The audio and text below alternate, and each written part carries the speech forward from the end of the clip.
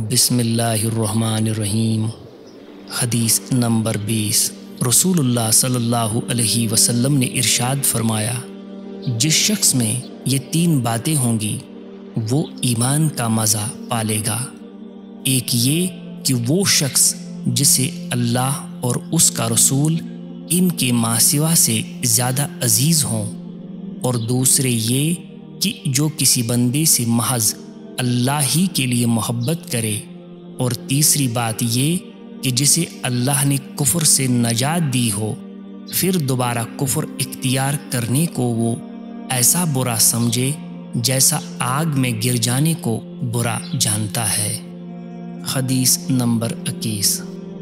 رسول اللہ صلی اللہ علیہ وسلم نے ارشاد فرمایا، جب جنتی جنت میں اور دوزخی دوزخ میں داخل ہو جائیں گے، اللہ پاک فرمائے گا، جس کے دل میں رائے کے دانے کے برابر بھی ایمان ہو اس کو بھی دوزخ سے نکال لو۔ تب ایسے لوگ دوزخ سے نکال لیے جائیں گے اور وہ جل کر کوئلے کی طرح سیاہ ہو چکے ہوں گے، پھر زندگی کی نہر میں یا بارش کے پانی میں ڈالے جائیں گے۔ اس وقت وہ دانے کی طرح اگ آئیں گے، جس طرح ندی کے کنارے دانے اگاتے ہیں۔ کیا تم نے نہیں دیکھا کہ دانہ زردی مائل پیچ در پیچ نکلتا ہے؟ حدیث نمبر 22۔ رسول اللہ صلی اللہ علیہ وسلم نے فرمایا کہ میں ایک وقت سو رہا تھا، میں نے خواب میں دیکھا کہ لوگ میرے سامنے پیش کیے جا رہے ہیں اور وہ کرتے پہنے ہوئے ہیں، کسی کا کرتا سینے تک ہے اور کسی کا اس سے نیچا ہے۔ پھر میرے سامنے عمر بن خطاب لائے گئے، ان کے بدن پر جو کرتا تھا اسے وہ گھسیٹ رہے تھے، یعنی ان کا کرتا زمین تک نیچا تھا۔ صحابہ کرام نے پوچھا کہ یا رسول اللہ، اس کی کیا تعبیر ہے؟ آپ صلی اللہ علیہ وسلم نے فرمایا کہ اس سے دین مراد ہے۔ حدیث نمبر 23۔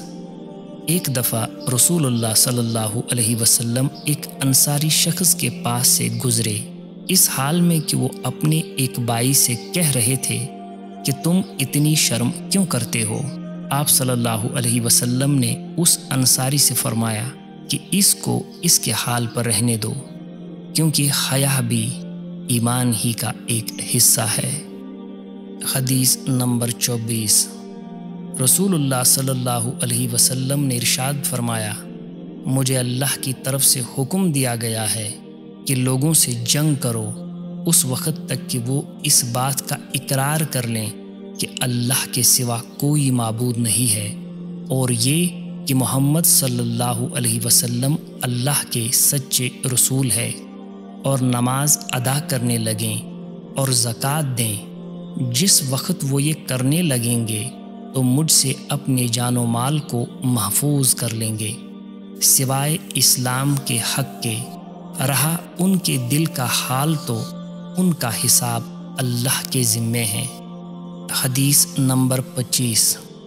رسول اللہ صلی اللہ علیہ وسلم سے دریافت کیا گیا کہ کون سا سب سے افضل عمل ہے؟ فرمایا، اللہ اور اس کے رسول پر ایمان لانا۔ کہاں گیا اس کے بعد کون سا؟ آپ صلی اللہ علیہ وسلم نے فرمایا کہ اللہ کی راہ میں جہاد کرنا۔ کہاں گیا پھر کیا ہے؟ آپ نے فرمایا، حج مبرور۔ حدیث نمبر 26۔ رسول اللہ صلی اللہ علیہ وسلم نے چند لوگوں کو کچھ عطیہ دیا اور سعد وہاں موجود تھے۔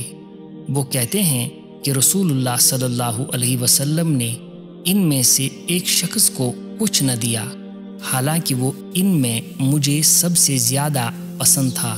میں نے کہا، یا رسول اللہ، آپ نے فلاں کو کچھ نہ دیا، حالانکہ میں اسے مومن گمان کرتا ہوں۔ آپ نے فرمایا، مومن یا مسلمان؟ میں تھوڑی دیر چپ رہ کر پھر پہلی بات دہرانے لگا۔ نبی کریم صلی اللہ علیہ وسلم نے بھی دوبارہ وہی جواب دیا۔ پھر آپ نے فرمایا کہ اے سعد، باوجود یہ کہ ایک شخص مجھے زیادہ عزیز ہیں، پھر بھی میں اسے نظر انداز کر کے کسی اور دوسرے کو اس خوف کی وجہ سے یہ مال دے دیتا ہوں کہ وہ اپنی کمزوری کی وجہ سے اسلام سے پھر جائیں اور اللہ اسے آگ میں اوندا ڈال دے۔ حدیث نمبر 27۔ ایک آدمی نے رسول اللہ صلی اللہ علیہ وسلم سے پوچھا، کون سا اسلام بہتر ہے؟